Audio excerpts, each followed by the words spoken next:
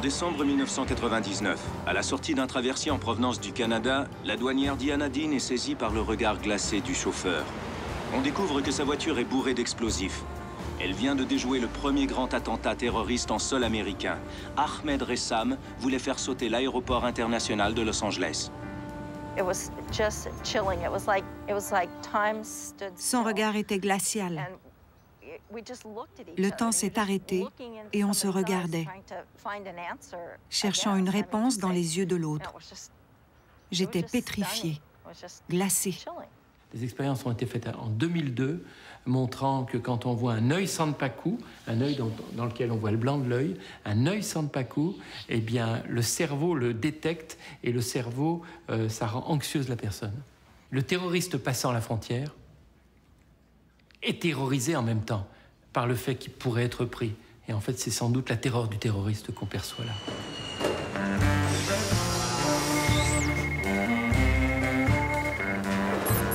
Les pupilles qui dilatent, un spasme musculaire. Il y a des choses qu'on ne peut pas contrôler qui sont très visibles. Si on ne pouvait pas bien lire un visage, les humains n'existeraient pas.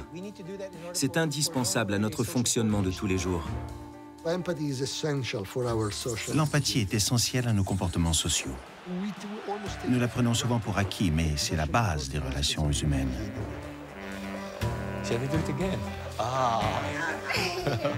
À mon grand étonnement, alors que je travaillais sur le non-verbal, je me suis aperçu que le mot non-verbal n'était même pas dans le dictionnaire, que non-verbal n'est pas dans les dictionnaires anglais, que non-verbal n'est pas dans les dictionnaires espagnols. Comme s'il y avait autour du non-verbal, comme ça, une méconnaissance de ce champ, comme si ça n'existait pas.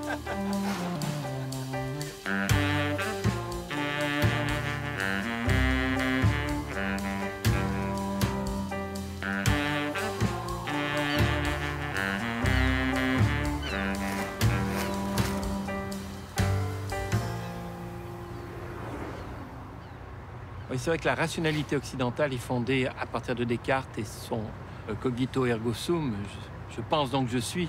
Il va même plus loin, Descartes. Dans le discours de la méthode, il dit que l'âme par laquelle je suis ce que je suis est entièrement distincte du corps. Ce qui veut dire que, à partir du moment où l'âme et le corps sont dissociés, séparés, on va parler d'une césure corps-esprit, eh bien, pourquoi aller s'intéresser au corps ?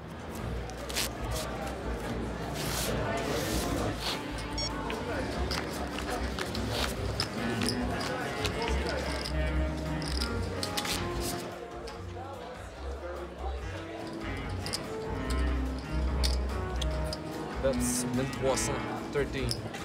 1500. Oui. Donc là, regardez, là, on a quelqu'un qui est caché derrière ses lunettes. Ça, on est avec le joueur de poker traditionnel qui pense que tout est dit sur son visage. Donc pendant qu'il a mis les lunettes noires et que plus rien ne bouge, il y a le pouce qui est très bien levé. Je pense que c'est plutôt bon signe. D'ailleurs, il est pareil, une espèce de petit sourire de contentement. Petit sourire de contentement derrière un visage qui semble impassible, mais qui n'est pas impassible du tout, d'ailleurs. La synergologie, derrière l'étymologie, c'est une discipline qui va permettre de décoder le fonctionnement de l'esprit humain à travers la structure du langage corporel.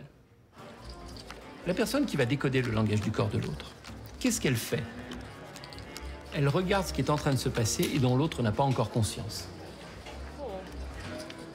Donc, le langage du corps permet de bien comprendre l'autre et étonnamment et curieusement, mais scientifiquement, ça s'explique aujourd'hui, un petit peu même avant que la personne ait conscience de ce qui est en train de se passer. Time has been called. 60 seconds.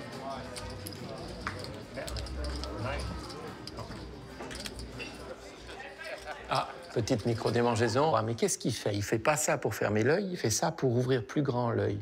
Si j'ai besoin d'ouvrir plus grand l'œil, c'est qu'il y a quelque chose qui m'intéresse. Alors, est-ce que c'est la carte qu'il doit recevoir, lui, ou une carte qui... Mais il y a quelque chose qui m'intéresse, là. Je suis stimulé, excité positivement. Hold. Open card. Is this a card?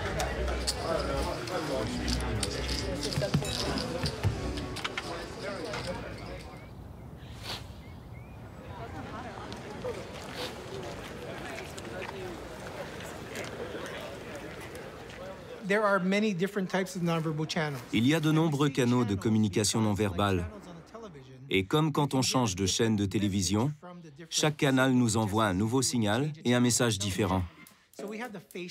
On a donc le canal du visage, le canal de la main ou du geste et le canal de la voix.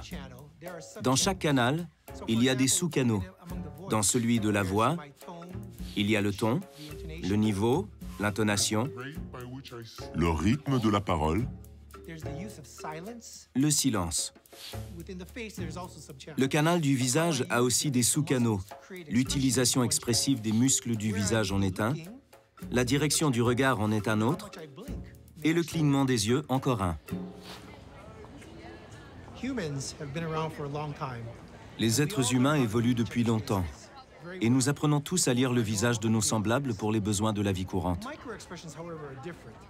Mais les micro-expressions, c'est autre chose. On ne peut pas les voir ou les reconnaître, à moins d'y être formé. Et il n'y a pas de raison d'apprendre à le faire si on n'a pas vraiment besoin de cette information dans notre vie professionnelle pour une raison quelconque. C'est une recherche, il faut avoir une démarche scientifique. C'est pas tout le monde qui peut faire ça. Là. Et là, je vais vous montrer 3 présidents américains, qui sont 3 leaders, charismatiques, tous les 3.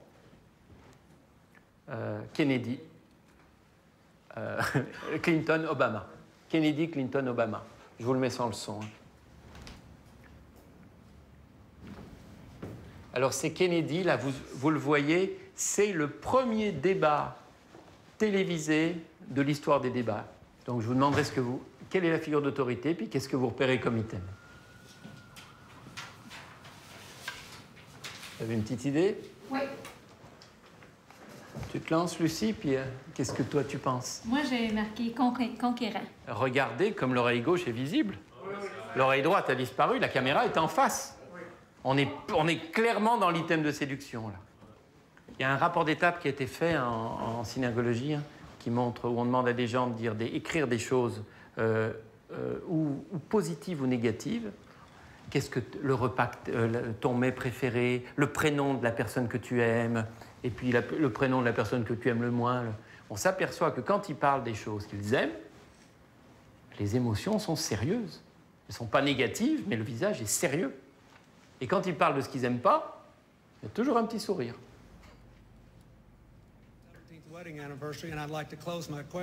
Alors lui, il est comment? C'est un syntonique. Ah oui, c'est un syntonique. Regardez comme ça bouge de tous les côtés. Il est sympa. Regardez comme son corps bouge. Et puis, on est dans la... En fait, là, on est à la fin d'une allocution et en fait, il remercie sa femme dont c'est l'anniversaire. On ne sait pas, mais regardez son œil gauche comme il est fermé. C'est pas... Regardez. My wife, happy anniversary, and thank you, my daughter, for being here. L'œil gauche est bien fermé, hein. L'œil gauche est bien fermé avec un sympa coup du droit. Eh ben, dis donc, je sais pas, il a déjà des choses à se faire reprocher, puis à mon avis, elle lui a déjà reproché, là. Obama, il a une caractéristique, vous le regarderez, Obama, c'est quelqu'un qui les yeux ne vont jamais dans le sens où va la tête quand il communique. Vous voyez, regardez, vous voyez, sa tête part à l'extérieur, elle ne va pas vers l'autre.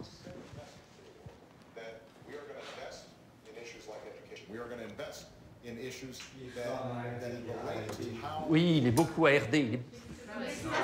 Il est toujours extérieur et en distance. Tout le temps, tout le temps. C'est une des caractéristiques de sa communication. Et ça, c'est un truc de vigilant. Le syntonique, il est bouffé par l'énergie de l'autre. Le vigilant, il est toujours à distance. Et ça, pour quelqu'un qui peut appuyer sur le bouton, là, la bombe atomique, c'est plutôt pas mal, moi, je trouve. Mais bon. Dans le début des années 70, il y a un psychologue qui s'appelle Albert Mehrabian qui fait une catégorisation en expliquant que dans la communication, en fait, les mots ne représenteraient peut-être que 7% de la communication. Le ton, le timbre, l'intonation, 38%, donc ce qui va être la voix. Et puis 55% de la communication serait constituée par le langage du corps. 7, 38, 55. Et si Mehrabian a vraiment raison, et si les mots ne sont que 7% de la communication, qu'il y a 55% de langage corporel, c'est au langage corporel que les gens ont envie de se former.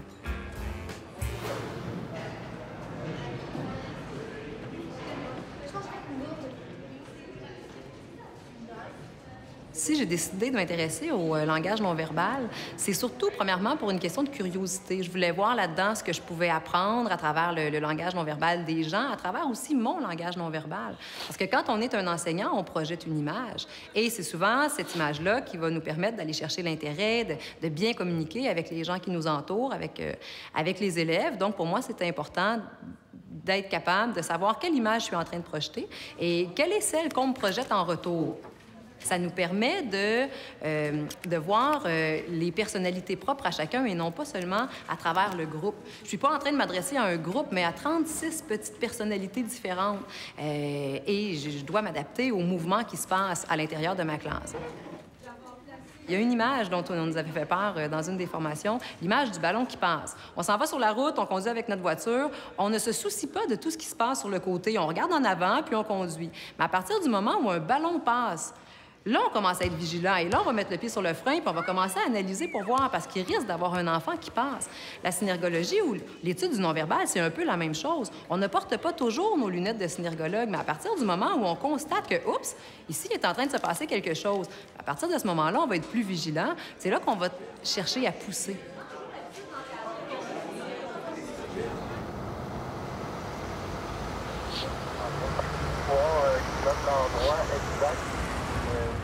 Je trouve c'est important que les patrouilleurs sachent reconnaître des signes qui pourraient peut-être éventuellement sauver leur vie. Par exemple, le patrouilleur qui arrête une personne, puis la personne, elle déplace ses pieds.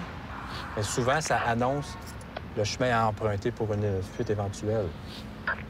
Surtout qu'en tant que policier, on est stimulé par beaucoup de façons. Juste la conduite automobile, ça occupe beaucoup notre temps de travail. Fait que c'est important parfois de refocusser sur les agissements des gens. Parce que souvent, ça peut être notre vie aussi qui en dépend. Connaître le langage non-verbal, moi, je pense que ça humanise les relations. L'avenir du langage non-verbal en milieu policier, je pense que c'est inévitable. Si tous nos enquêteurs étaient outillés à l'observation des réactions non-verbales, bien, je dirais tant mieux, bravo, parce que ça amène beaucoup de choses.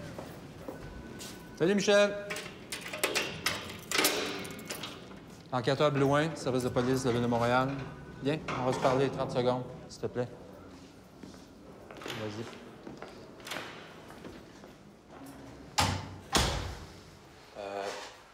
Aujourd'hui, je veux juste te dire que tu as été arrêté pour des introductions par infraction. Tu as 6 chefs d'accusation. OK. J'ai des personnes âgées. Puis il y a des vols qui ont été faits là. Moi, je veux juste savoir, Michel, d'après toi, quel genre de personne fait des vols chez les personnes âgées comme ça, en plein jour? C'est qui ce genre de personne-là qui fait ça? Je sais pas, un voleur. Parce qu'il manque d'argent ou c'est quoi? C'est quoi son raisonnement? Pourquoi il le fait? Es-tu capable de me dire pourquoi un gars qui rentre dans une maison, chez des personnes âgées, vole la personne? Pourquoi qu'il le fait? On le voit ici serrer son avant-bras. Ça veut dire qu'il y a une tension dans la main. Qu'il vit quelque chose là, à l'intérieur qui est pas agréable. Là, Michel, là, je vais te poser une question. OK? Sois attentif à ce que je vais te dire parce que c'est important. Je vais te poser une question, puis sois bien... Je ne sais pas si vous avez remarqué, mais à un moment donné, l'enquêteur est arrivé puis il a dit « Écoute, là, Michel, je vais te poser une question. » Là, il a changé son axe de tête de côté. Et l'œil droit, quand on présente l'œil droit, en principe, c'est la vigilance, c'est la mise à distance. Et là, je suis sûr d'avoir son attention. Attentif à ce que je vais te dire parce que c'est important, OK? Y a-t-il une raison pour laquelle moi, je trouverais des empreintes de Michel, tes empreintes à toi, sur les lieux? Pense à ça, je vais sortir de la salle, je reviens dans 2 minutes.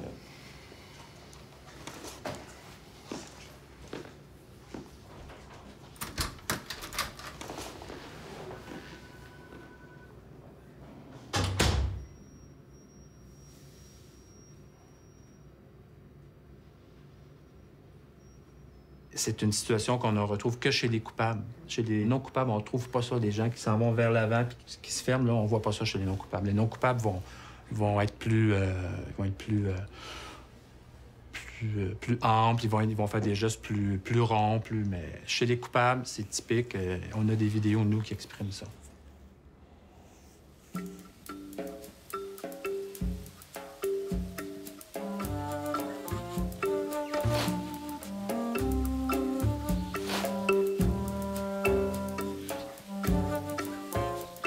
Ce qui est intéressant avec le non-verbal, c'est de savoir qu'à un moment donné, il s'est connecté aux émotions.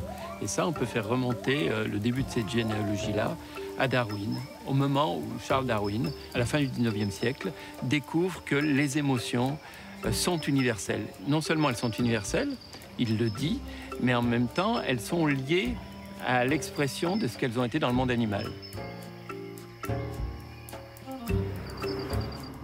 À côté de ce courant-là, et pour se ramifier à Darwin, il y a un monsieur qui s'appelle Paul Ekman. Il va jusqu'à avoir des papous de Nouvelle-Guinée à qui il montre des photos.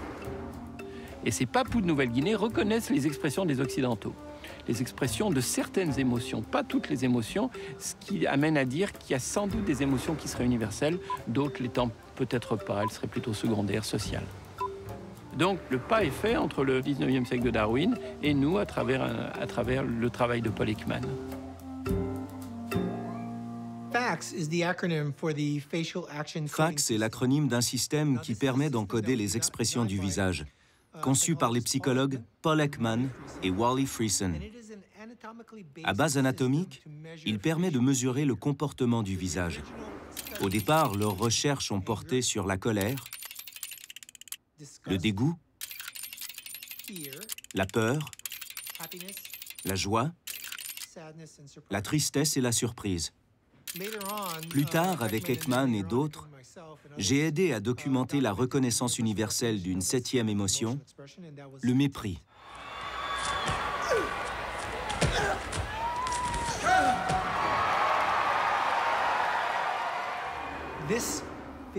Ici, on compare les expressions de deux athlètes, l'une voyante, l'autre non-voyante, en compétition aux Jeux olympiques et paralympiques de 2004.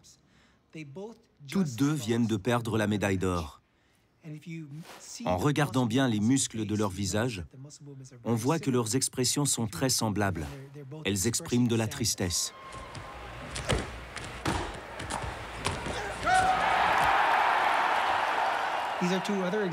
Voici un autre exemple.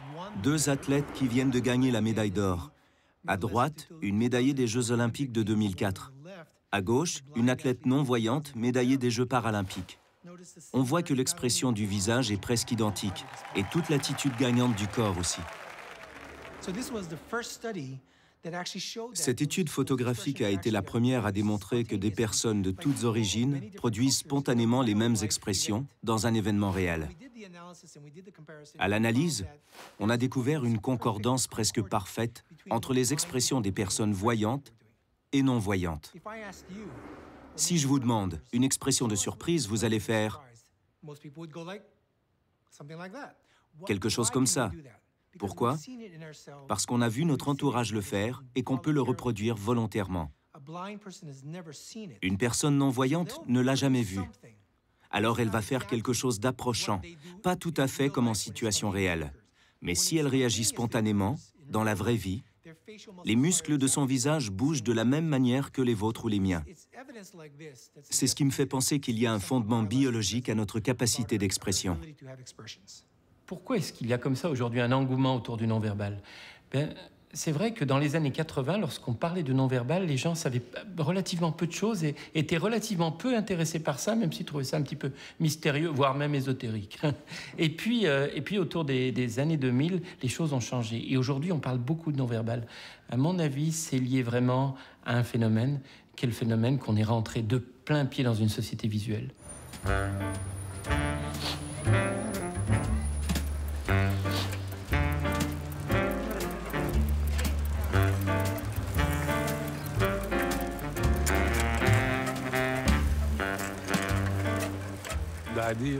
L'idée d'analyser les expressions du visage en relation avec les émotions correspondantes nous est venue il y a longtemps, en étudiant les livres de psychologie et les découvertes de Paul Ekman. Ça nous a beaucoup intéressés et on a décidé de les numériser. On a commencé par le sourire de la Mona Lisa qui est célèbre. Nous avons d'abord recueilli les images d'un grand nombre de femmes avec une expression neutre, à partir de laquelle nous avons formé une matrice numérique pour comparer le sourire de la Mona Lisa. Et nous avons découvert que ce sourire de la Mona Lisa est réel. Elle est vraiment heureuse, à 83%. Mais elle exprime aussi des émotions secondaires, de dégoût, de peur et de colère. Nous avons d'abord numérisé des images fixes, puis nous avons amélioré le logiciel pour qu'il puisse traiter les images en mouvement. Nous sommes des behavioristes. Nous observons une personne, sa gestuelle et sa communication non verbale. Nous pouvons fournir beaucoup d'exemples à l'ordinateur qui reconnaît et classifie de façon automatique l'humeur, les émotions et les goûts correspondants.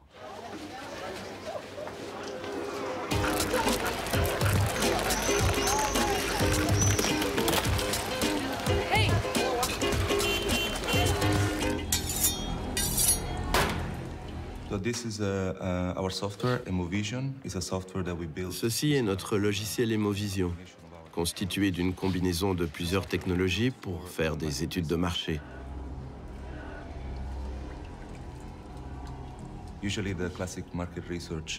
En général, ces études consistent à montrer une publicité à un groupe auquel on demande de répondre à un questionnaire. Mais avec ce logiciel, on peut, en quelque sorte, pénétrer dans le cerveau du sujet. On analyse les expressions du visage, les yeux. Par exemple, en ce moment, l'utilisateur est heureux. Vous pouvez le voir sur son visage et sur le graphique ici. 100% de contentement. Regardez comme l'expression devient « Wow, qu'est-ce qui se passe ?» Ensuite, elle redevient normale. Ah bon, c'était juste la plaque d'identification.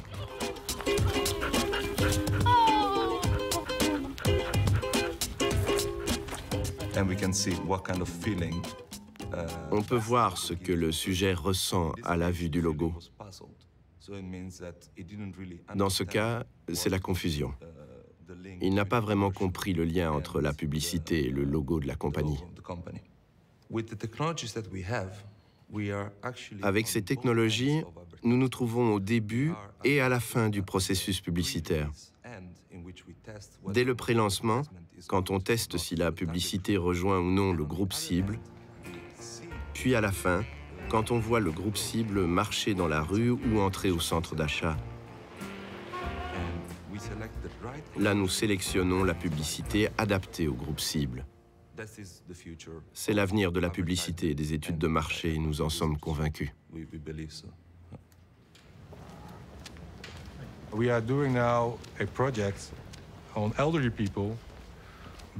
Nous avons entrepris un projet sur les personnes âgées et ce que leur visage exprime dans un environnement donné. Nous voulons comprendre les secrets du subconscient, pas seulement pour des études de marché ou des projets éducatifs, mais pour l'humanité en général.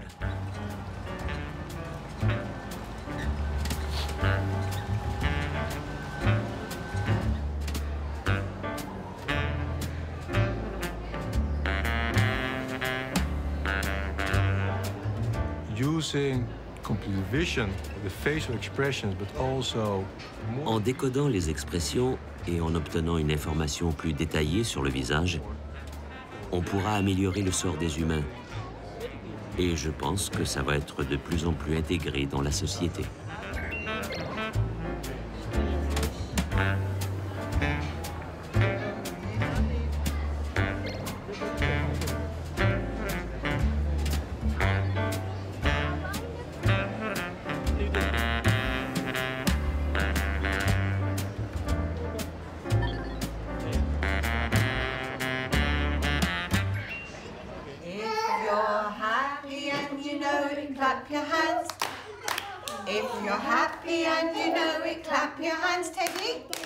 If you're happy and you know it and you really want to show, if you're happy and you know it, clap your hands.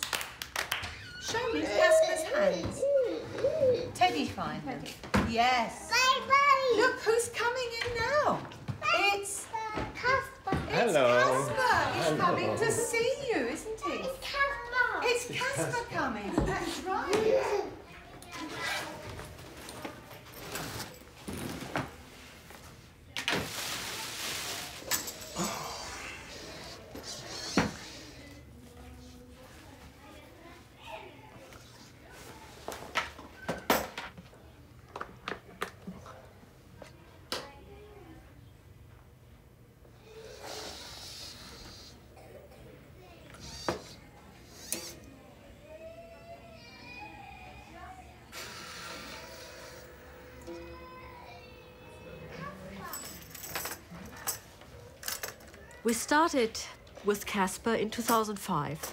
Nous avons commencé à utiliser Caspar en 2005.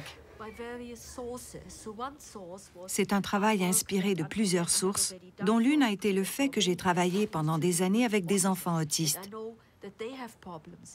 Je sais qu'ils ont du mal à décoder l'expression d'ensemble, formée par toutes les parties d'un visage.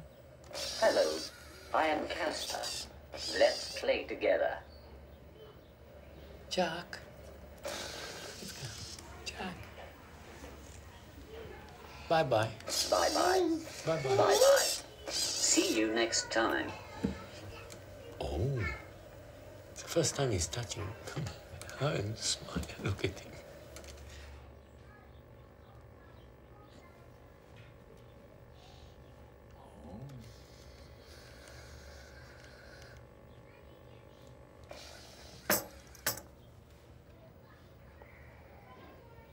This is nice. It tickles me. Yes.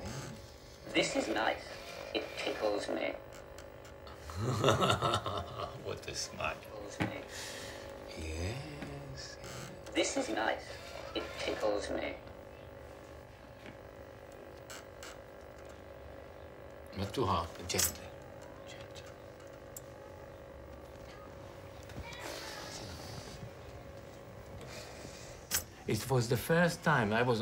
C'est la première fois. J'avais failli renoncer au départ. C'est la première fois qu'il est resté si longtemps et qu'il a interagi avec le robot. Il ne l'avait jamais fait. Ça signifie que nous pouvons continuer, arriver à quelque chose. Autism is a wide spectrum, and on the lower spectrum, a lot of them. Il y a différents degrés d'autisme. À un certain niveau, les enfants ne jouent pas avec les autres enfants. Ils répondent à l'enseignant, mais sans initier d'interaction. Beaucoup d'entre eux n'ont pas de langage. Mais nous voyons qu'ils aiment vraiment le robot. Le principe de base est d'utiliser Caspar comme médiateur social. Il n'est qu'un outil, dans l'espoir que les enfants apprennent ensuite à interagir avec les humains.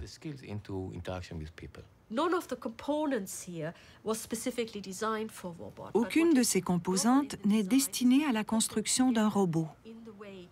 Ce qui est nouveau, c'est que nous les avons assemblées pour que la gestuelle et les postures de Caspar soient minimalement expressives.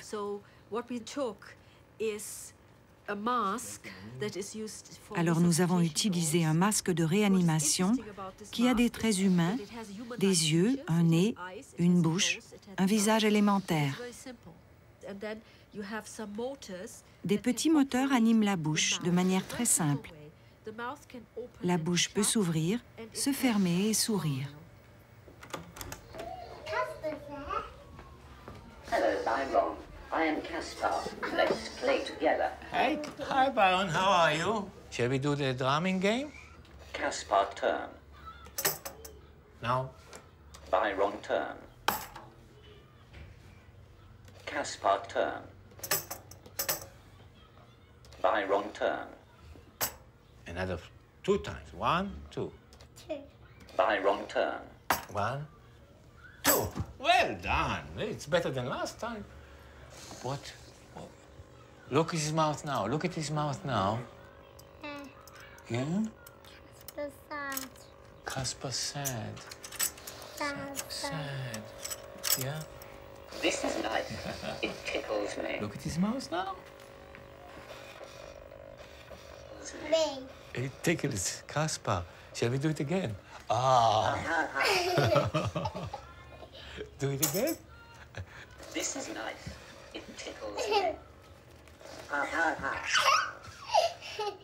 Byron, from session to session, you see. D'une séance à l'autre, on voit les progrès de Byron dans ses interactions avec Caspar, mais aussi avec moi. C'est formidable, parce qu'il en a les capacités. Il s'agit de l'aider à les développer. Pour moi, c'est très stimulant. For me, it's very exciting and cutting.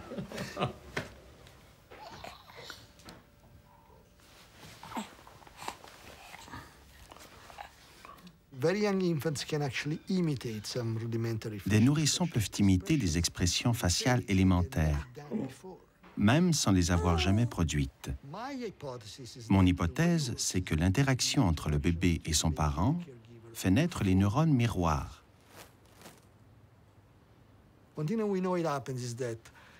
Si un bébé sourit, le parent ne peut pas faire autrement que lui rendre son sourire. Alors, le cerveau du bébé fait facilement une association entre le mouvement musculaire du sourire et l'image de quelqu'un qui sourit. Voilà comment se constituent les neurones miroirs. L'imitation et le lien qui se crée entre le bébé et le parent sont à la base de ce système neuronal qui se forme très tôt dans la vie.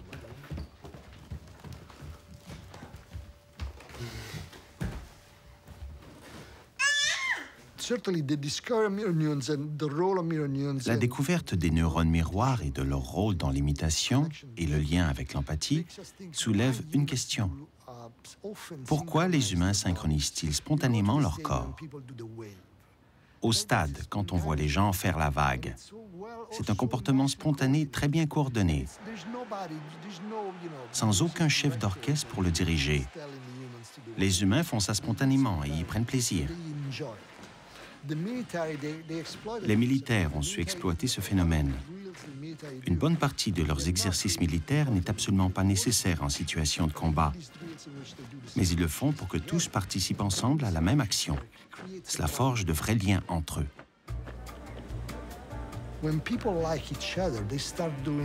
Quand les gens s'aiment, ils se mettent à faire les mêmes gestes, en miroir. Il y a même des études qui démontrent que plus les jeunes couples s'imitent, plus il y a de chances que leur rencontre soit réussie et que leur relation se développe.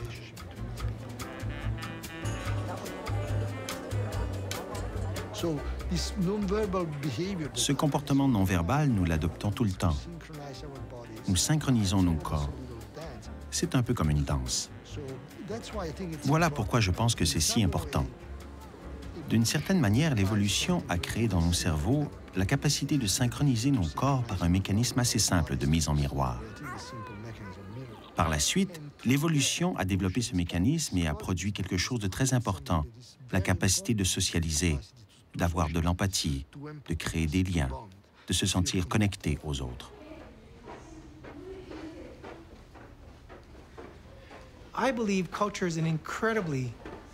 Je crois que la culture joue un rôle incroyablement important dans nos vies et dans l'expression faciale des émotions. Je crois que ces expressions sont universelles et biologiquement innées. Je pense que c'est dans la logique de l'évolution que nous éprouvions des émotions et que notre visage les exprime. Mais je crois aussi que la culture joue un rôle majeur dans l'origine de ces émotions et la manière de nous en servir. Okay, partner, now Zuchikomi.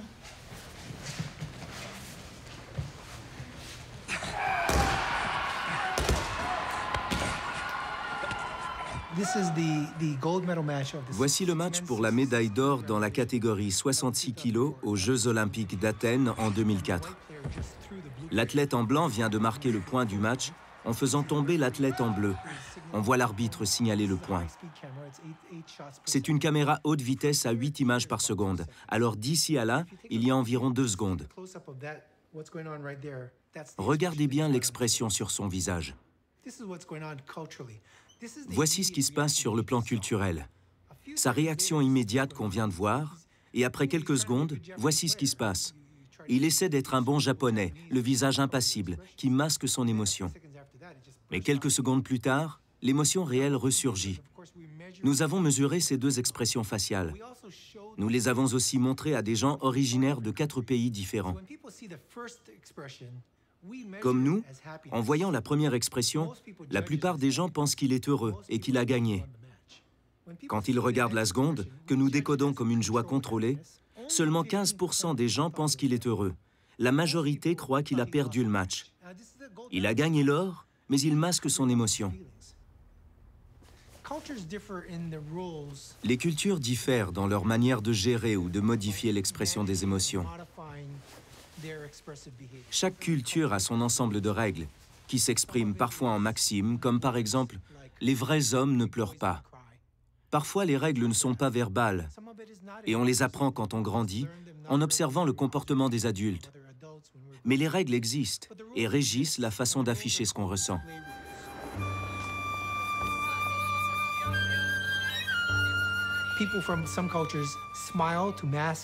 Dans certaines cultures, les gens sourient pour masquer des sentiments négatifs. Dans d'autres, ils adoptent une expression neutre qui ne dévoile rien. Ces expressions sont en corrélation avec des traits culturels comme l'individualisme versus le collectivisme. Par exemple, les gens qui viennent de cultures d'abondance, individualistes et moins densément peuplées, sont plus expressifs dans leur comportement, alors que ceux qui proviennent de cultures collectivistes, moins riches, plus densément peuplées, adoptent des comportements plus neutres, moins expressifs. Quand on se retrouve dans une culture différente, il y a de l'ambiguïté et de l'incertitude. Les choses ne correspondent pas à nos attentes à cause de nos filtres culturels. Ça provoque souvent des réactions négatives et on a du mal à s'ajuster. Quand on immigre dans une autre culture, apprendre à décoder les expressions faciales et tout le comportement non verbal de ses interlocuteurs est un facteur majeur d'intégration. Ça va aboutir à des comportements plus adaptés et une meilleure intégration culturelle. C'est donc important d'apprendre les différences culturelles dans le comportement non verbal. C'est essentiel aux interactions sociales quotidiennes.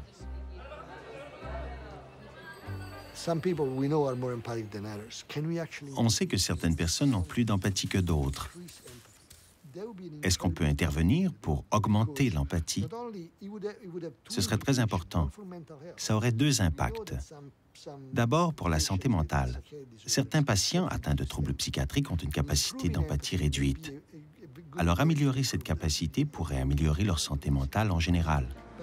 Mais nous croyons aussi qu'améliorer la capacité d'empathie, même chez les gens bien portants et fonctionnels, serait bénéfique pour toute la société.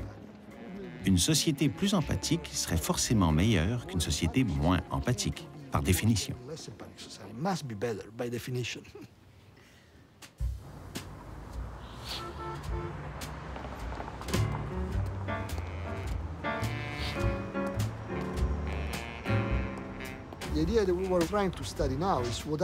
Ce que nous étudions maintenant, ce sont les zones du cerveau où se trouvent ces systèmes de contrôle de l'imitation.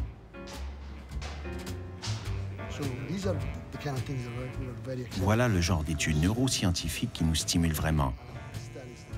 Elles peuvent nous amener à découvrir de nouvelles applications.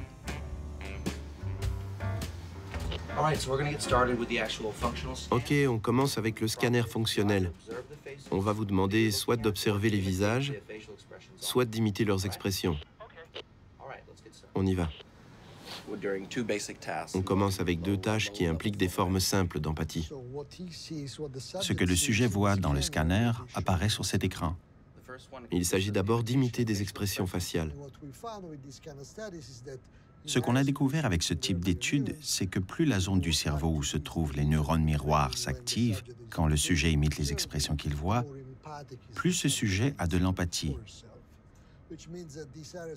Ces zones du cerveau semblent donc être des biomarqueurs de l'empathie, de la sociabilité, du comportement social. Dans l'étude que réalise cet étudiant, on fait d'abord une évaluation de base du niveau d'empathie de nos sujets, puis on fait deux interventions pour vérifier si on peut augmenter leur niveau d'empathie. Comment ça va? Ça va, merci. OK, un autre scan et on a fini. Encore 7 minutes. Là, on mesure l'empathie face à la douleur. L'activité cérébrale est en corrélation avec l'empathie chez le sujet. Ce qui est intéressant, c'est que pendant qu'on l'observe, des zones de notre propre cerveau sont activées, comme si nous étions touchés à cet endroit, à un degré un peu moindre.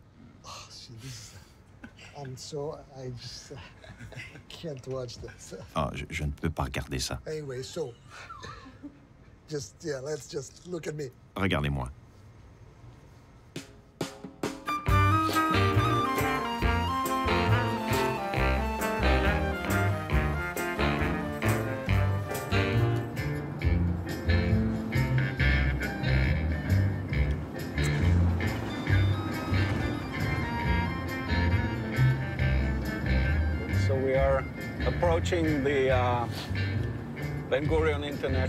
Nous arrivons à l'aéroport international Ben Gurion. Nous venons de franchir le premier cercle imaginaire, notre premier cercle de renseignement, qui représente près de 80% de l'opération de sécurité. Ça consiste à savoir qui vous êtes, où vous allez et si vous représentez une menace. Le deuxième cercle dont on s'approche est l'entrée même de l'aéroport. Tout le monde, tous ceux qui entrent dans la zone de l'aéroport sont vérifiés à l'entrée uniquement sur la base du comportement. On vérifie aussi les plaques pour s'assurer que la voiture n'est pas volée.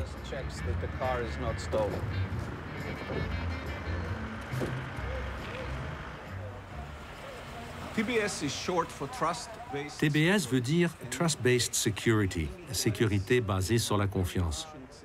Ça repose sur le système très efficace que l'agence de sécurité israélienne a établi dans les aéroports et aux postes de douane. Au lieu d'investir dans de l'équipement, nous investissons dans le personnel. Nous avons un personnel de sécurité très bien formé. Ce sont surtout des étudiants d'université au niveau supérieur et ils sont constamment réentraînés et testés. Ce qu'ils observent, c'est le comportement et le langage non verbal. Il peut y avoir de faux positifs avec ce système, car si vous arriviez à l'aéroport vraiment bouleversé, cela pourrait nous alerter. Mais en moins de 2 minutes de vérification, on va détecter que vous êtes simplement une personne nerveuse et qui ne représente aucune menace pour l'industrie de l'aviation.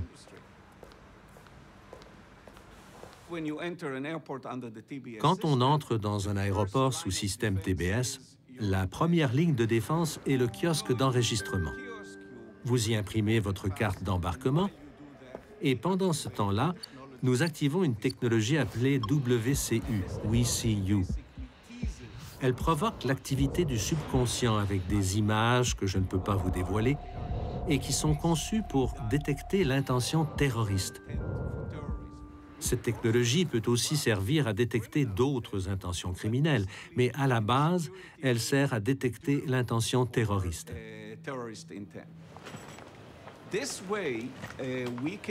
Voilà comment nous utilisons ce qu'on appelle les sciences du comportement, qui se sont énormément développées au cours des 10 dernières années. On s'en sert surtout pour détecter l'intention des individus. Ben Gurion est un très petit aéroport, 240e dans le monde. Mais il est au 5e rang sur le plan des ventes hors taxes. On parle de très grands aéroports comme Amsterdam ou Hong Kong. Ben Gurion les devance. Comment est-ce possible? C'est l'aéroport avec le niveau de sécurité et le système de sécurité le plus élevé. Et pourtant, les gens y dépensent temps et argent dans les boutiques hors taxes.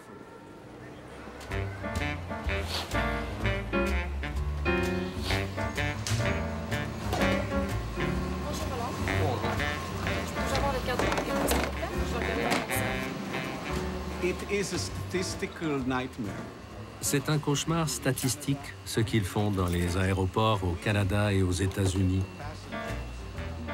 Nous croyons qu'il est beaucoup plus facile de découvrir l'intention d'un passager que de découvrir des explosifs dans son bagage à main.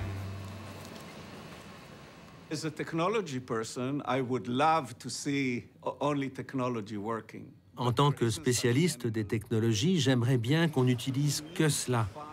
Mais pour nous assurer que le système fonctionne, il faut trouver le bon équilibre entre le recours aux technologies et le recours aux humains. La sécurité m'a tout de suite intéressée, évidemment, mais comme je suis une femme d'affaires, tout ce qui était négociation également, tout ce qui était intervenants sociaux, tout ce qui était également juridique m'a interpellée. Mais au niveau de la sécurité, je trouvais qu'il y avait tellement quelque chose à faire là, quelque chose à donner à ces gens-là pour qu'ils puissent voir qu'est-ce qui se passe devant eux. Je travaille présentement avec l'Agence canadienne de la sécurité du transport aérien, qui était beaucoup plus au niveau des ressources humaines.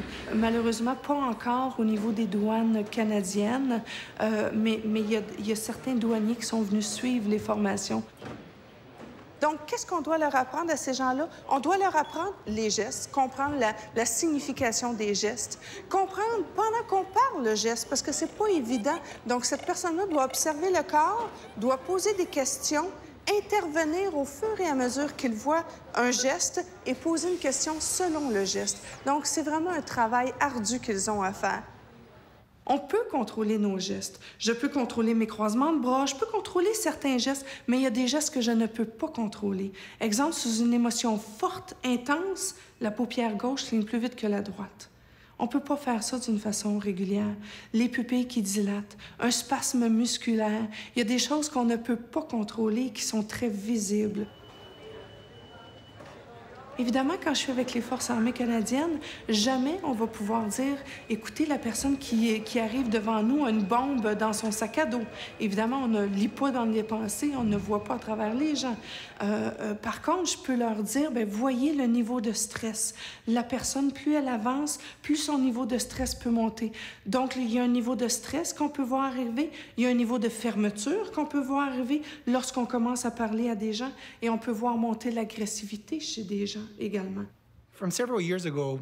Il y a quelques années, nous avons reçu des fonds du gouvernement américain dans le but d'examiner le rôle des émotions dans les relations entre différents groupes et comment certaines émotions pourraient être reliées au fait que ces groupes ont recours ou non à la violence. Mes collègues et moi avons émis une hypothèse sur l'importance de certaines émotions clés dans le recours à la violence et à l'agression. Ces émotions sont la colère, le mépris et le dégoût.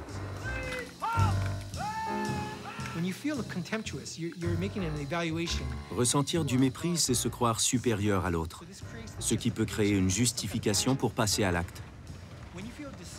Le dégoût est lié à la peur de la contamination. Alors quand on ressent du dégoût, on veut se débarrasser de l'objet contaminé, peu importe qu'il s'agisse d'un homme, d'une femme ou d'un bébé. C'est la motivation qui sous-tend beaucoup d'attentats politiques et terroristes, à mon avis. Le terroriste se sent justifié de viser n'importe qui, car c'est le groupe qui doit être éliminé. Si on anime chez des individus des sentiments de colère, de mépris et de dégoût, tout en faisant un scan de leur cerveau, je parie qu'on voit leurs neurones miroirs totalement désactivés.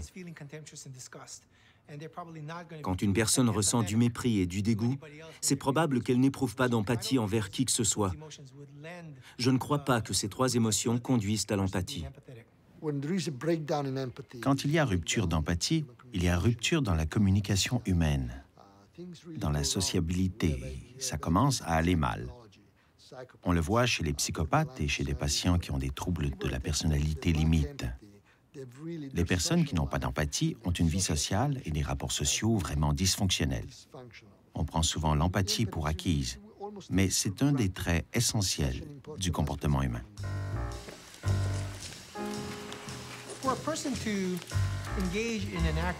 Pour commettre une agression contre quelqu'un, il faut être passé par un certain processus de déshumanisation.